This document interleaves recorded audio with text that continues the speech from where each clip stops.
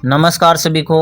आज हम बात करने वाले हैं ऊर्जा विज्ञान की। विज्ञान के बारे में तो आप सभी जानते ही हैं। सबसे पहले हम ऊर्जा के बारे में भौतिक आधार पर समझेंगे, क्योंकि हम हमेशा ही सरल से कठिनता की ओर बढ़ते हैं तो चीज़ें आसानी से समझ में आ जाती हैं, है ना।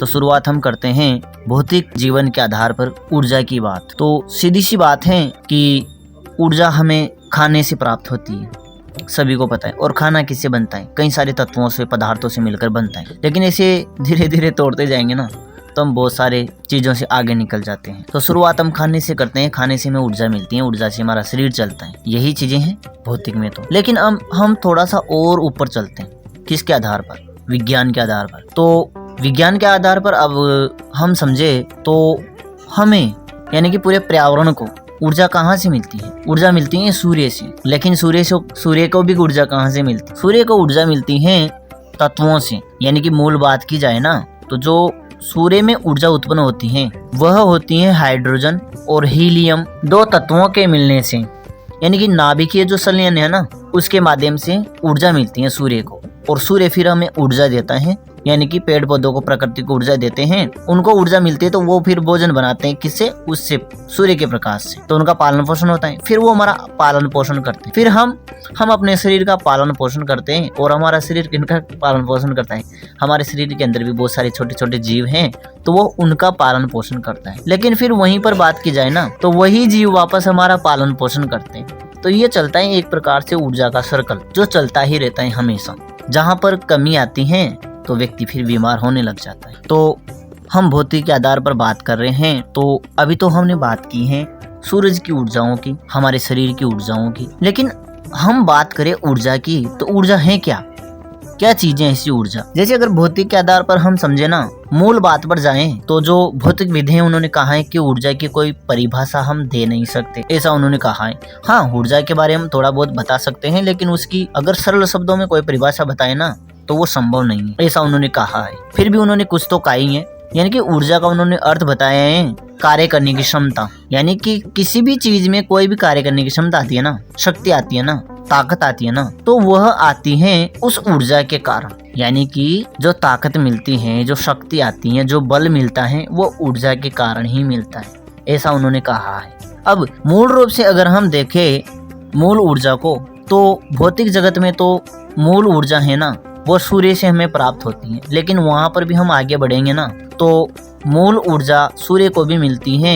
हाइड्रोजन और हीलियम जो तत्व मिलकर ऊर्जा उत्पन्न करते हैं, उससे सूर्य में ऊर्जा उत्पन्न होती है। लेकिन जब भौतिक के आधार पर भौतिक विदों से पूछा जाता है कि जो वो दो तत्व हैं उनको मिलाया किसने, यानी कि जो ऊर्जा की उत्पत्ति का कारण है वो क्या है, यानी कि ऊर्जा उत्पन्न कैसे हुई, तो अब वो बोलते हैं कि बिग बैंग ने ऐसा किया था। यानी कि बिग बैंग ने ऐसा किया था। अब ये कहाँ पर आ गए हम? अब यहाँ से हम वापस आध्यात्म में आ गए। आपने भी सुना होगा ना, जहाँ पर विज्ञान खत्म होता है वहीं से उत्कृष्ट विज्ञान की शुरुआत होती है। क्योंकि भौतिक जहाँ से खत्म होता है ना वहाँ से फिर आध्यात्म स्टार्ट होता है। तो भौतिक कहाँ पर खत्म हुआ? कि बिग बैंग हुआ था। इसी वजह से तत्व मिले थे, तत्वों से ऊर्जा उत्पन्न हुई थी और ऊर्जा से फिर ये सभी चीजें पालित पोषित हो रही है, यानी कि आगे बढ़ रही है, काम करने की इनको शक्ति मिल रही है। अब विज्ञान कहाँ पर जाके अटक गया? बिग बैंग में अटक गया। लेकिन आध्यात्म यहीं से स्टार्ट होता है, बिग बैंग से। अब यहाँ पर बात की जाती है कि बिग बैंग कैसे हुआ था। आगे ना बात वही। तो पहले हम सूर्य को बिग बैंग समझ लेते हैं। तो सूर्य के अंदर कितने तत्व हैं? दो तत्व, हाइड्रोजन, हीलियम। जो मोटे मोटे तत्व हैं वो दोनों मिलने से ऊर्जा उत्पन्न होती है। दो तत्व है ना, उनको किसने मिलाया? वो तो बोलते हैं बिग बैंग ने मिलाया। लेकिन अब हम आध्यात्म में चलते हैं। तो जो ओमकार है ना वही ये सूर्य है। दोनों को जोड़कर देखे तो सूर्य ही ओमकार है। लेकिन सूर्य को ऊर्जा कहाँ से मिल रही है? अब यह प्रश्न आ गया ना। तो उन्होंने कहा है कि हाइड्रोजन और हीलियम जो तत्व है ना उनके मिलने से वह ऊर्जा उत्पन्न होती है। अब हम चलते हैं ओमकार से, यानी कि ऊर्जा से। ये ऊर्जा उत्पन्न कैसे हो रही है आध्यात्म के आधार पर समझेंगे अब हम। तो आध्यात्म तो ये कहता है कि दो तत्व मिलने से ऊर्जा उत्पन्न होती है। विज्ञान भी यही कर रहा है, आध्यात्म भी यही कर रहा है। लेकिन जो विज्ञान है उन्होंने हाइड्रोजन हीलियम बता दिया, उन्होंने तत्वों को पहचाना। तो अब आध्यात्म इन तत्वों पे नहीं चलता है, आध्यात्म के ऊपर बहुत तत्व हैं जो ये हाइड्रोजन हीलियम तो बहुत छोटे तत्व रह गए, इनको भी तोड़ेंगे ना तो इनमें भी फिर परमाणु वगैरह निकल जाते हैं, क्योंकि ये भी तो परमाणु का ही हिस्सा है ना, हाइड्रोजन हीलियम इनमें भी तो परमाणु तत्व है ना, जिनको द्रव्यमान वगैरह जो भी बोलते हैं। तो अब बात आती है कि जो ऊर्जा उत्पन्न हुई वो हाइड्रोजन हीलियम दो तत्वों से मिलने से हुई। ये तो हो गया विज्ञान कहता है ऐसा। अब आध्यात्म कहता है कि जो ऊर्जा उत्पन्न हुई ना वो दो तत्वों के मिलन से हुई है। कौन से हैं वो दो तत्व? उनको आध्यात्म ने नाम दिया है ब्रह्म तत्व और पार ब्रह्म तत्व। ये हुआ ना, ब्रह्म तत्व और पार ब्रह्म तत्व। अब विज्ञान ने तो बताया कि हाइड्रोजन और हीलियम, अब आध्यात्म बताता है कि ब्रह्म तत्व और पार ब्रह्म तत्व मिलने से ऊर्जा उत्पन्न हुई। आध्यात्म ऊर्जा को क्या बोलता है? प्रकृति बोलता है, शक्ति बोलता है आध्यात्म। और विज्ञान क्या बोलता है? विज्ञान बोलता है ऊर्जा और आध्यात्म बोलता है प्रकृति, शक्ति। शिव शक्ति का नाम तो आपने सुना ही होगा ना। तो यहाँ पर तो सूर्य तो है शिव यानी कि ओमकार, और यहाँ पर ऊर्जा है शक्ति। अब ये दो चीजें तो आप में समझ में आ गई। वैसे सुना होगा आपने कि शक्ति के बिना शिव सब समान है। यहाँ पर हम समझते हैं विज्ञान के आधार पर, जैसे कि सूर्य हैं, सूर्य को क्या मान रहे हैं हम? शिव मान रहे हैं। लेकिन उस जो सूर्य है ना उसको ताकत कहाँ से मिल रही है? शक्ति कहाँ से मिल रही है? ऊर्जा कहाँ से मिल रही है? हाइड्रोजन हीलियम से। हालांकि उत्पन्न तो उन्हीं दो तत्वों की वजह से हो रही है, लेकिन अगर वही ऊर्जा ना हो ना तो फिर सूर्य किसी काम का नहीं है। वही कहने का मतलब है वहां पर कि शिव शक्ति के बिना सब समान है। यानी कि अगर सूर्य में ऊर्जा उत्पन्न नहीं होगी ना तो हमें गर्माहट महसूस नहीं होगी। उसकी जो किरणें हैं ना वो भले हम तक पहुंच जाए लेकिन उसमें कोई तपिश नहीं होगा। वही है ऊर्जा, वही है शक्ति, वही है प्रकृति। अब थोड़ा सा और ऊपर बढ़ते हैं, क्योंकि विज्ञान तो बिग बैंग में अटक गया ना भाई, बिग बैंग ने इनका निर्माण किया। अभी आध्यात्म में भी अटकेगा, देखना। वैसे अध्यात्म कभी अटकता नहीं है, यह सनातन है। सनातन में कभी अटका ही नहीं जाता, क्योंकि उसको फिर जहाँ पर अध्यात्म अटक गया ना वही एंड पॉइंट हो जाता है। विज्ञान कहाँ खत्म हुआ? बिग बैंग में। कहाँ पर? ओमकार में। लेकिन ओमकार के आगे भी जो अध्यात्म में उसने बताया ना कि ब्रह्म तत्व और पार ब्रह्म तत्व ये दो मिलने से ऊर्जा उत्पन्न हुई। अब यहाँ से थोड़ा आगे बढ़ते हैं। अध्यात्म में पूछा जाता है कि जो ब्रह्म तत्व हैं और पार ब्रह्म तत्व हैं इनको मिलाया किसने? मिलाने वाला भी तो होना चाहिए ना। विज्ञान ने तो जवाब दे दिया कि बिग बैंग हुआ था, यानी कि हीलियम हाइड्रोजन को मिलाया था, बिग बैंग ने मिलाया था। अब अध्यात्म कहता है कि जो ब्रह्म तत्व हैं, ओमकार हैं और पार ब्रह्म तत्व हैं उनको परमात्मा ने मिलाया था। ये थ्योरी यहाँ पर निकल कर आती है, क्योंकि दो तत्व रखे रखे तो अपने आप मिलेंगे नहीं कभी भी, ये निश्चित है।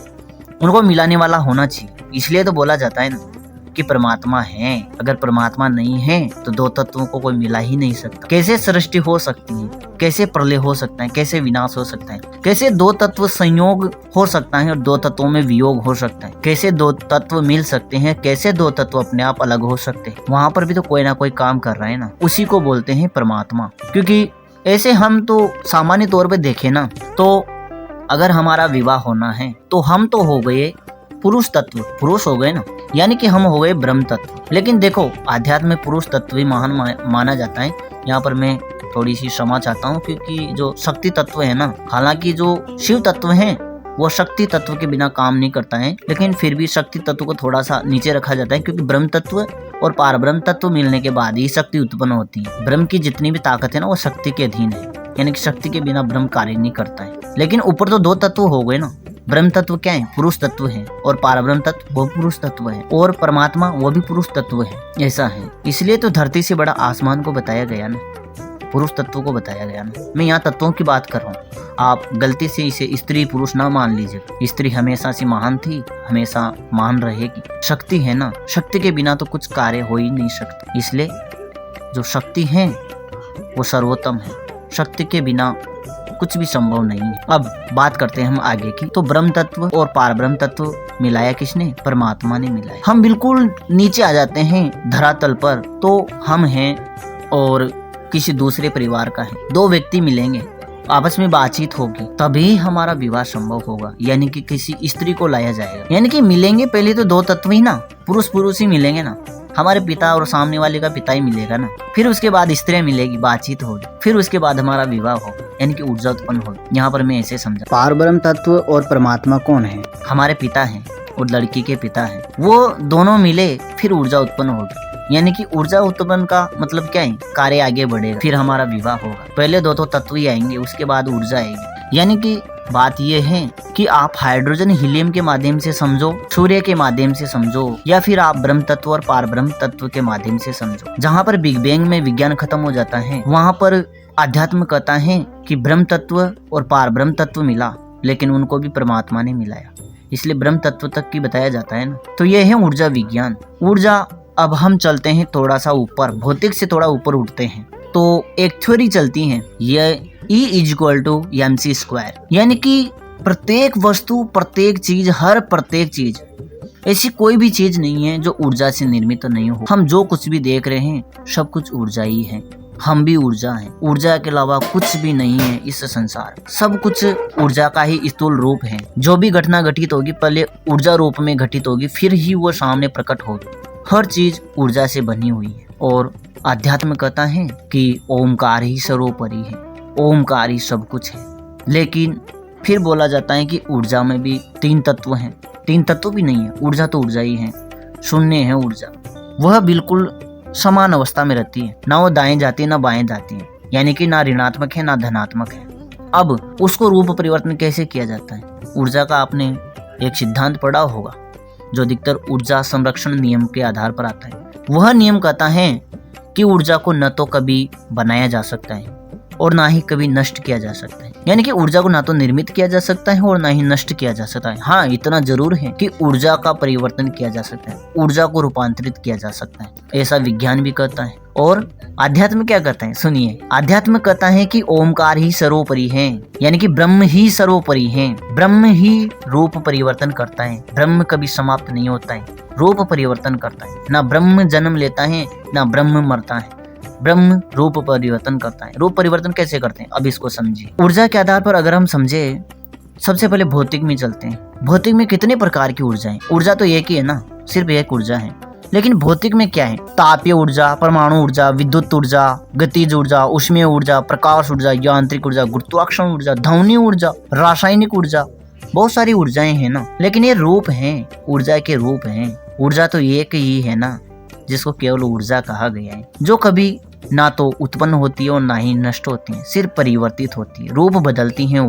ऊर्जा हमेशा एक समान रहती है जब तक बाहर से कोई ऊर्जा न जोड़ी जाए, यानी कि उसमें कोई कमांड देकर उसको परिवर्तित नहीं किया जाए ना, तब तक ऊर्जा फिर एक समान रहती है, ना और नकारात्मक होती है ना सकारात्मक होती है। और आध्यात्म कहता है कि ब्रह्म हर जगह है, हम में भी है, हमसे बाहर भी, अलग नहीं है। ब्रह्म एक है, ब्रह्म कभी अलग था ही नहीं। ब्रह्म रूप परिवर्तन करता है, ना तो ब्रह्म शिव है ना ब्रह्म विष्णु है, ना ब्रह्म ब्रह्मा है। ब्रह्म केवल समान है, वह रूप परिवर्तन करता है। और ब्रह्म न तो कभी उत्पन्न हुआ था और ना ही कभी समाप्त होगा, ऐसा कहा जाता। आत्मा के बारे में भी ऐसा ही कहा जाता कि आत्मा ना तो कभी मर सकती है और ना ही कभी जन्म लेगी। आत्मा अजन्मा है, नित्य है, अपरिवर्तनशील है। आत्मा का ये थोड़ा सा गुण अलग है, ब्रह्म परिवर्तनशील है लेकिन आत्मा अपरिवर्तनशील है। ये थोड़ा सा अंतर आप समझिएगा। इसीलिए तो आत्मा ब्रह्म से भी ऊपर है।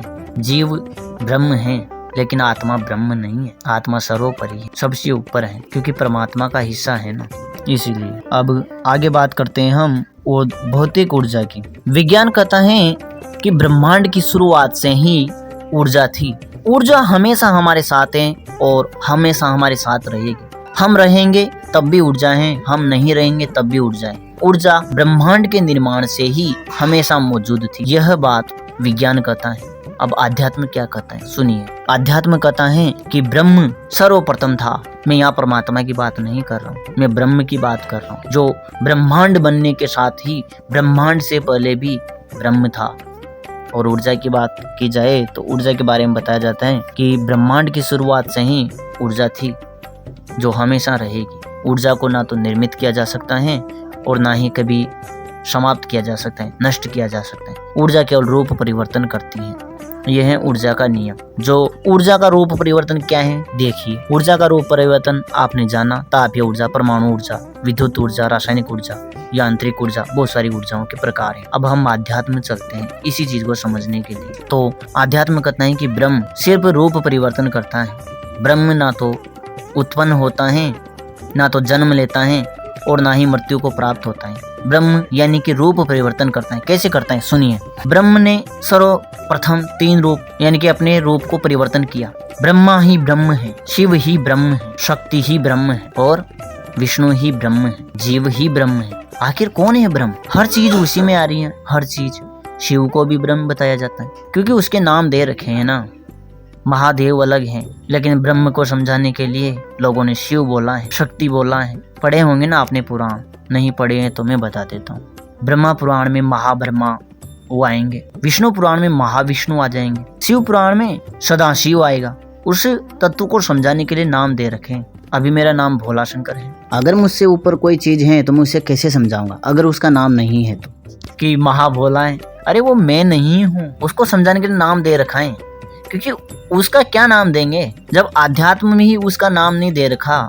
तो फिर विज्ञान तो ये कहता है ना कि हम ऊर्जा की तो कोई सरल परिभाषा बता ही नहीं सकते, बहुत कठिन है। वो तो हमने उसको बता दिया कि इसका नाम ऊर्जा है, वो भी हमने नाम दिया है। विज्ञान ऊर्जा कहता है, अध्यात्म शक्ति कहता है। विज्ञान तत्व कहता है, अध्यात्म ब्रह्म कहता है, पार ब्रह्म कहता है। अध्यात्म परमात्मा कहता है और विज्ञान बिग बैंग कहता है। समझने की कोशिश करिए इस ज्ञान को। ये ऊर्जा विज्ञान है। ऊर्जा रूप परिवर्तन कैसे करती है अध्यात्म में? देखिए, एम, ये मंत्रों के आधार पे बता रहा हूँ। सर्वोपरि ऊर्जा तो कौन सी है? ओम। और इसके रूप परिवर्तन कौन कौन से हैं? एम, ह्रीम, क्लीम, हुम, ग्लोम, श्रीम, स्त्रीम। ये इसके रूप परिवर्तन है। मूल ऊर्जा तो ये की है ओम। अब इसको थोड़ा सा अध्यात्म के आधार पे, ये तो ऊर्जा के आधार पे मैंने समझाया, ओम, एम, ह्रीम, क्लीम, श्रीम, प्रीम। हाँ, ये तो अध्यात्म के आधार पे ऊर्जा परिवर्तन कर रही है, रूप परिवर्तन कर रही है। मूल ऊर्जा तो ये की है। अब हमारी आते हैं कहानियों के आधार पर, आध्यात्म की कहानियों के आधार पे। तो ब्रह्म है, फिर ब्रह्मा विष्णु महेश बने, शक्ति बनी, फिर उनके नीचे अवतार आ गए, हनुमान जी आ गए, राम जी आ गए, कृष्ण जी आ गए, भैरव जी आ गए। फिर और चलते हैं आगे, भगवान विष्णु के अवतार आ गए, शक्तियों के अवतार आ गए यानी कि देवियों के अवतार आ गए। ये इतने रूप क्यों लिए हैं? वो समझाने के लिए हैं कि ऊर्जा परिवर्तन होती है, रूप परिवर्तन करती है। मूल ऊर्जा तो एक ही है ना। ये रूप परिवर्तन है। गीता में तो कहा ना भगवान विष्णु ने कि मैं ना कभी जन्म लेता हूँ और ना ही कभी समाप्त होता हूँ, मैं रूप परिवर्तन करता हूँ, मैं ब्रह्म हूँ। त्रिगुण मेरे ही रूप हैं, मैं त्रिगुणों के अधीन नहीं हूँ, लेकिन त्रिगुण मेरे ही अधीन है। सब कुछ मुझसे ही उत्पन्न होता है और अंत में सब कुछ मेरे अंदर ही समा जाता है। और मेरा एकमात्र मंत्र ओमकार है। मैं ही ब्रह्म हूँ, मैं ही काल हूँ। कितने नाम बताए हैं उन्होंने खुद के। लेकिन उन्होंने ये भी कहा है कि हे अर्जुन, तुम मुझे इंसान रूप में आया हुआ मत समझना। यानी कि तुम मुझे कृष्ण बोल रहे हो, वासुदेव बोल रहे हो, ये मैं नहीं हूँ। मैं तो ब्रह्म हूँ जो कभी भी जन्म नहीं लेता हूँ और ना ही नष्ट होता हूँ, रूप परिवर्तन करता हूँ। ऊर्जा भी तो यही कह रही है ना, समझो ना कि ऊर्जा ना तो उत्पन्न होती है और ना ही नष्ट किया जा सकता है। ऊर्जा का रूप परिवर्तन किया जा सकता है। इसलिए एक चीज थोड़ी सी मैं रहस्यात्मक बता देता हूँ यहाँ पर। अधिकतर किसी के खिलाफ नकारात्मक ऊर्जा का उपयोग किया जाता है, यानी कि तंत्र किया जाता है, तो उस ऊर्जा को कभी भी समाप्त नहीं किया जा सकता, बस उसका रूप परिवर्तन किया जाता है। कभी उसको समाप्त नहीं किया जाता। जो ओरिजिनल चीजें उसकी बता रहा हूँ, ये छोटे मोटे चीजों की बात नहीं कर रहा। क्योंकि पीढ़ियों की पीढ़ियां खत्म हो जाती हैं जब तक उस पीढ़ी में कोई ऐसा व्यक्ति पैदा ना हो जो उस चीज को परिवर्तित कर दे, तब तक वह पीढ़ी समाप्त होती रहेगी, उसमें कोई पैदा ही नहीं होगा। इसलिए कई बार पूरा वंश ही समाप्त हो जाता है तंत्र के चक्कर में। क्योंकि ऊर्जा है ना, रूप परिवर्तन करती है, उसको समाप्त किए कर ही नहीं सकते ना, कोई समाप्त ही नहीं कर सकता। तंत्र का भी तो मूल सिद्धांत यही है ना, द्विधारी तलवार। यानी कि अगर आपने ऊर्जा भेज दी ना तो उसको सिर्फ वापस ही लौटाया जा सकता है, समाप्त नहीं किया जा सकता। यही सिद्धांत कार्य करता है। अगर आपने किसी को समाप्त करने की भी एनर्जी भेजी ना तो उसका काम है समाप्त करना। अब सामने वाला पावरफुल निकला तो आप निश्चित रूप से समाप्त होने वाले, सामने वाला कमजोर निकला तो फिर सामने वाला समाप्त होने वाला है, नष्ट होने वाला है। यानी कि कार्य तो किया ना ऊर्जा ने, उसको तो समाप्त किया ही नहीं जा सकता ना, उसमें तो कमांड हो गई ना कि ये काम करना है, वो तो करेगी ही सही। वो किसी को नहीं देखती है, वो ना तो भेजने वाले को देखती है और न लौटाने वाले को देखती है। वो तो बस सामने दर्पण रख दिया, वापस लौट कर चली गई, तो फिर उसी के पास जाएगी। कमांड भले उसी ने डाली है लेकिन वो भी उसका कुछ नहीं कर सकता। ऊर्जा तो ऊर्जा ही है, उसको नष्ट किया ही नहीं जा सकता, ना ही उत्पन्न किया जा सकता। यहाँ पर मैं आपको एक उदाहरण के माध्यम से समझाता हूँ तो आपको शायद अच्छे से समझ में आ जाएगा। 2 साधक थे। एक साधक उसकी प्रसिद्धि को देखकर थोड़ी द्वेष उत्पन्न हो गया। उसकी प्रसिद्धि को कम करने के लिए उसने उस पर नकारात्मक ऊर्जा भेज दी। हालांकि वह भैरव तंत्र था, तो उसने बुलाया और कमांड डाली, क्योंकि ये तंत्र ऐसे ही काम करते हैं। उसमें 3 वचन मांगे जाते हैं। ऊर्जा निर्मित की है समाप्त करने की, तो तीनों ही वचन समाप्त करने के ही होते हैं, लेकिन व्यक्ति पर तो एक पर ही करना है, फिर धोखा क्या करें। तो फिर कोई और चीज बताई जाती है, जैसे कि कोई एक पत्थर वगैरह बता दिया जो आपको कहीं पर ध्यान है, दूसरा पेड़ वगैरह बता दिया, और तीसरा उस व्यक्ति का नाम बता दिया जाता है। तो ऐसे ही किसी ने किया एक साधक के साथ, तो वो ऊर्जा उसके पास गई।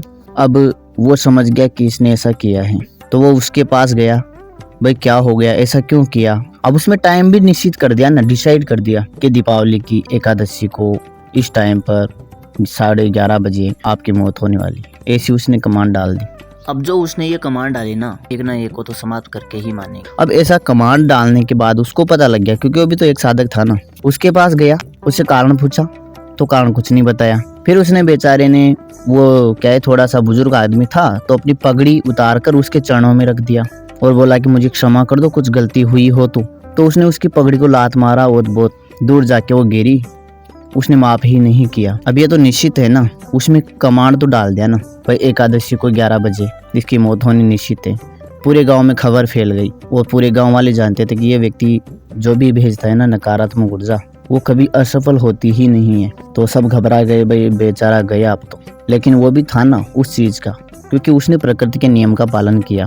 पालन कैसे किया कि किसी सामने वाले ने किसी वजह से भेजी है, तो आप पहले उससे क्षमा मांग लो कि कुछ गलती हुई है तो क्षमा कर दो। लेकिन अगर उसके बावजूद भी वो नहीं करता है, तो फिर आपको प्रकृति अनुमति देती है कि आप अपने संरक्षण के लिए, अपने बचाव के लिए कुछ भी कर सकते हैं, मैं अनुमति देती हूँ।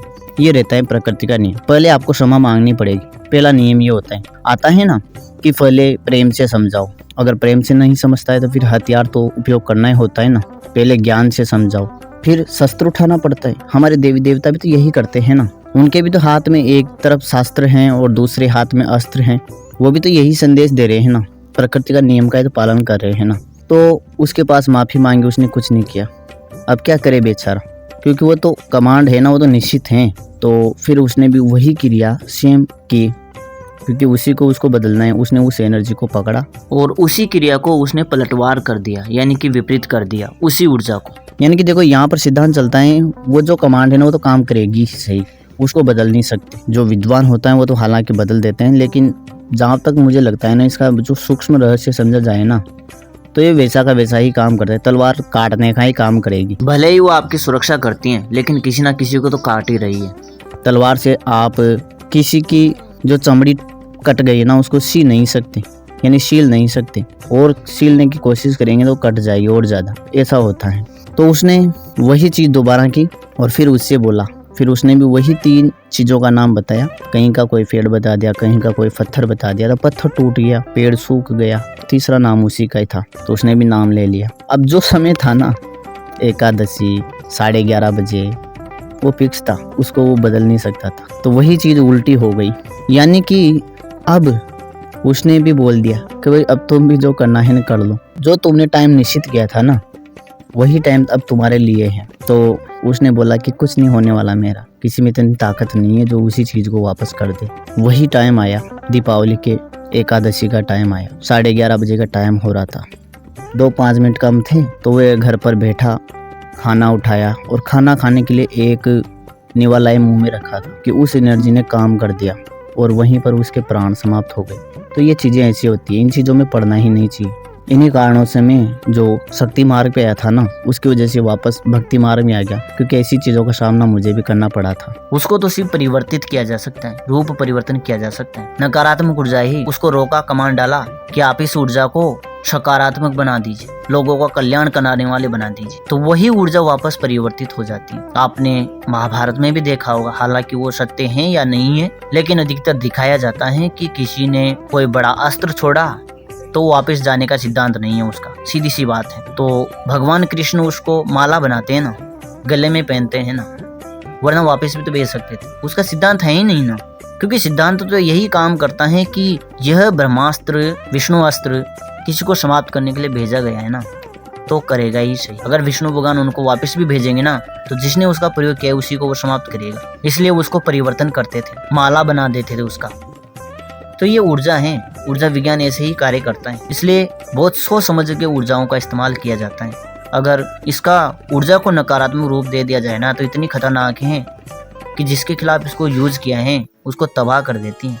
और अगर सामने वाले ने उसको परिवर्तित कर दिया या रिटर्न कर दिया तो प्रयोगकर्ता को यह विनष्ट कर देती हैं, समाप्त कर देती हैं, किसी काम का नहीं छोड़ती। ऊर्जा का विज्ञान बहुत ही खतरनाक है। यहाँ पर बताया गया ना ऊर्जा समान है, ऊर्जा ना तो नकारात्मक है ना सकारात्मक है, ऊर्जा रूप परिवर्तन करती है। विज्ञान के आधार पर आपने समझा था कि ये तापीय ऊर्जा है, परमाणु ऊर्जा है, विद्युत ऊर्जा है, ऊष्मीय ऊर्जा है, रासायनिक ऊर्जा है। ये क्या है? ये तो ऊर्जा के प्रकार है ना, पीछे ऊर्जा तो आ रहा है ना, यानी कि ऊर्जा तो एक ही है, रूप परिवर्तन करती है। आध्यात्म में समझिए मंत्रों के आधार पर, मंत्र एक ही है, ओम, और कोई नहीं है, कुछ भी नहीं है ओम के अलावा।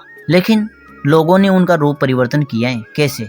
कमांड डाल के कि यह जो शब्द हैं इससे यही ऊर्जा बने, यही ऊर्जा आकर्षित हो, वो है बीज मंत्र। यानी कि महान संतों ने अपनी शब्द शक्ति के माध्यम से बीज मंत्रों का निर्माण किया है। एम ज्ञान की शक्ति है, वाणी की शक्ति, ह्रीम रक्षा की शक्ति है, युद्ध की शक्ति है, क्लीम आकर्षण की शक्ति है, हुम निर्माण करने की क्षमता। निर्माण में यहाँ पर बोल रहा हूँ प्रत्यक्षीकरण वाली, भौतिक रूप प्रदान करने वाली चीज। ग्लोम गणेश का मंत्र है ना। तो ये ऊर्जा का एक परिवर्तन है, बाकी मूल ऊर्जा तो ओम ही है।